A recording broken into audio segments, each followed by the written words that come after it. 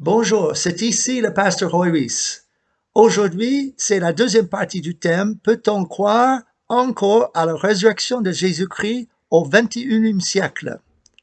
Vous vous souvenez de la première partie où j'ai cité beaucoup de spécialistes qui avaient mis des années pour étudier la vie de Jésus et ils sont tous arrivés à la conviction très forte que Jésus est vraiment ressuscité de la mort.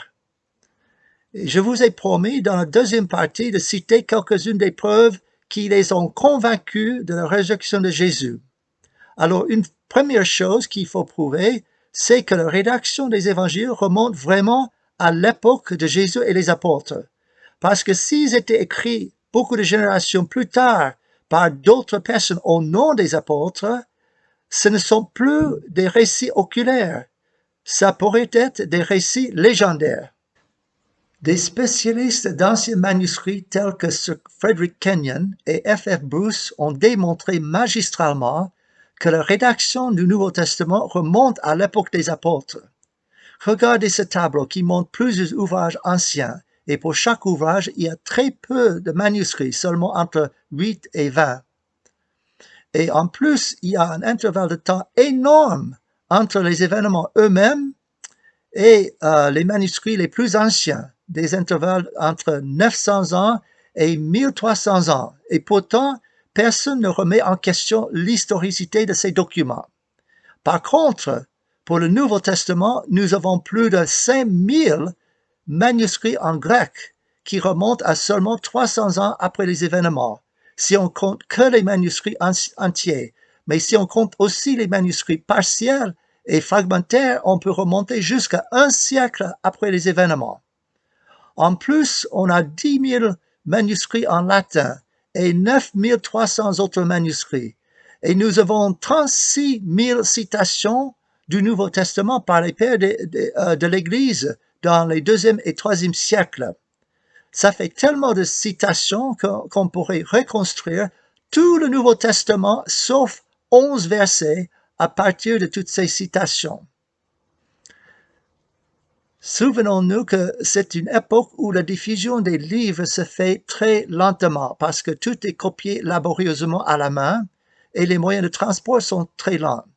Donc, pour que le Nouveau Testament soit si largement diffusé dans tous les coins de l'Empire romain, déjà dans le 2e et 3e siècle, la seule possibilité pour ça, c'est que les originaux soient écrits au temps des apôtres. Mais même si ces écrits sont très anciens, on peut toujours poser la question, est-ce que ces témoignages sont crédibles? Pour établir la crédibilité des témoignages, il faut analyser leur cohérence les uns avec les autres et aussi avec les circonstances autour de l'événement. Or, une des preuves circonstancielles, c'est le sang et l'eau. Certaines critiques pensent que Jésus n'est pas mort sur la croix, mais seulement évanoui. Mais ceci est impossible à cause de Jean chapitre 19, versets 33 à 35, qui parle des soldats romains qui se sont approchés des crucifiés.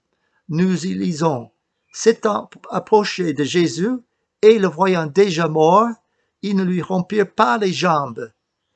Mais un des soldats lui perça le côté avec une lance, et aussitôt il sortit du sang et de l'eau. Celui qui l'a vu en a rendu témoignage, et son témoignage est vrai, et il sait qu'il dit vrai, afin que vous croyiez aussi. » L'apôtre Jean fait allusion à lui-même modestement à la 3e personne, mais il insiste beaucoup pour dire qu'il était témoin oculaire de cette séparation d'eau et de sang. Sans doute il pensait que ça avait une signification mystique, mais il ne connaissait pas la signification médicale, physiologique. Parce que le célèbre Dr. Samuel Houghton, physiologiste de l'Université de Dublin, et le Dr. William Stroud nous informent tous les deux que quand il y a cette séparation d'eau et de sang, c'est une preuve sûre et certaine de la mort. Et ce témoignage est d'autant plus convaincant que Jean ne connaissait pas cette signification-là. La deuxième preuve circonstancielle, c'était la taille de la pierre devant le tombeau, car nous lisons en Matthieu 27, verset 60, que c'était une grande pierre, et en Marc 16, 3 et 4, que les femmes disaient « Qui nous roulera la pierre loin du sépulcre ?» car elle était très grande. Beaucoup de spécialistes des coutumes juives du 1er siècle, les talmudistes, Maïmonide et Edersheim, s'accordent pour dire qu'il fallait plusieurs hommes pour bouger ces pierres-là.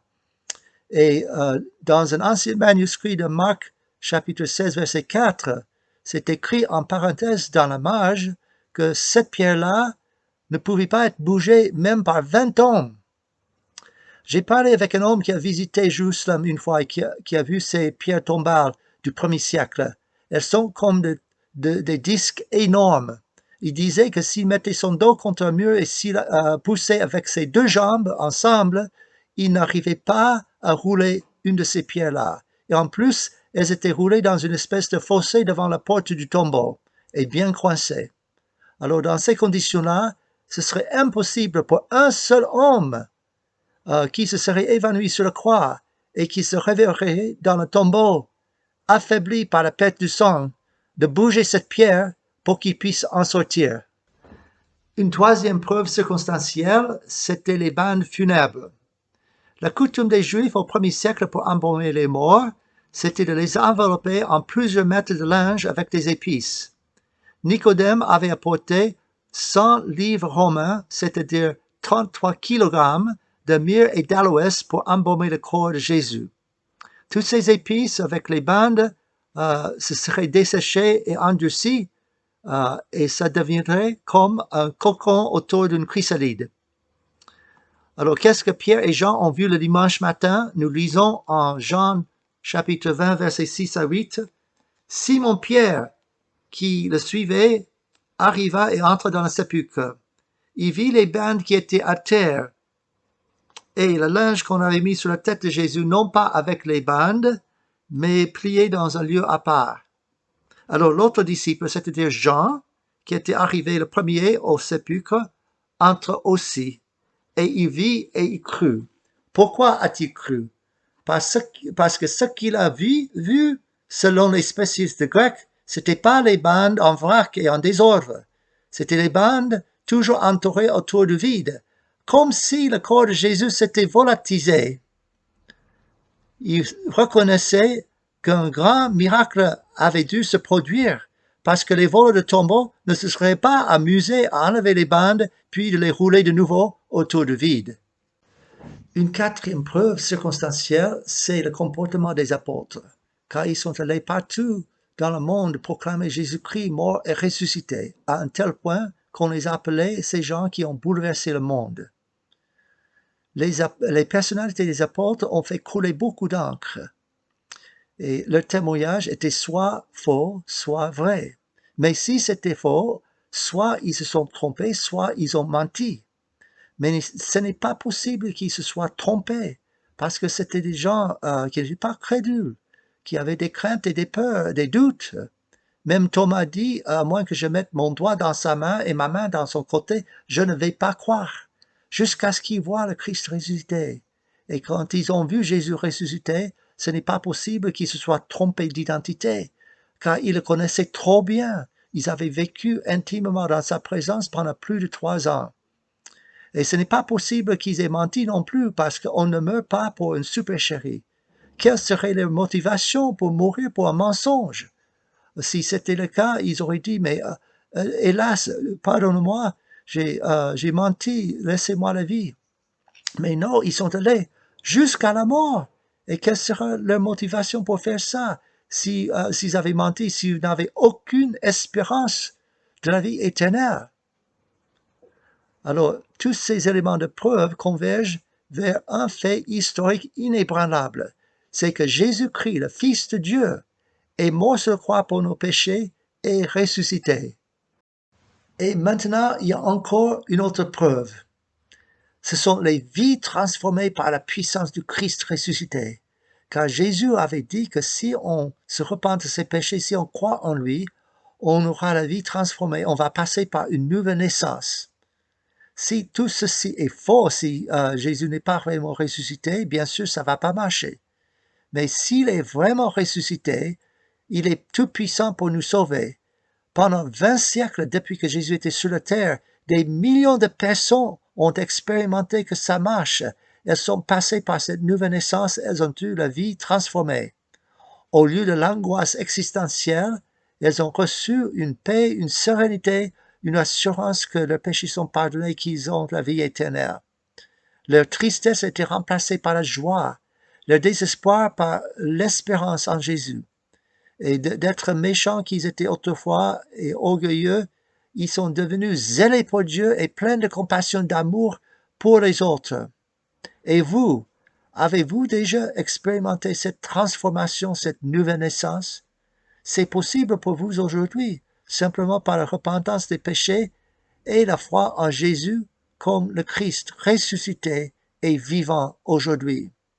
Si vous ne savez pas comment s'y prendre, vous pouvez m'écrire à église.lampe@gmail.com. Et maintenant, prions Dieu.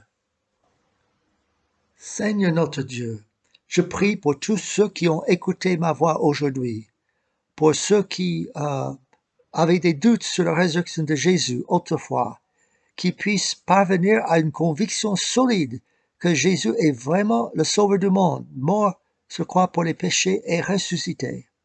Pour ceux qui avaient déjà cette foi, mais qui manquaient d'assurance parce qu'ils n'ont pas de relation personnelle avec toi, qui puissent se repentir, demander pardon et mettre leur confiance en Jésus seul pour le pardon des péchés et le don de la vie éternelle.